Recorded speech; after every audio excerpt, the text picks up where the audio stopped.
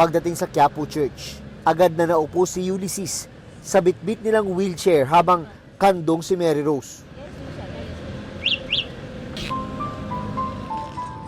Si Evangeline naman ang tagatulak sa kanyang mag-ama.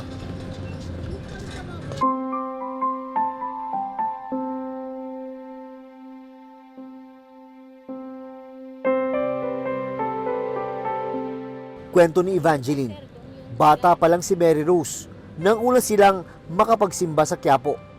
May isang babae na nagsabi sa akin, ipanata ko daw si Mary Rose.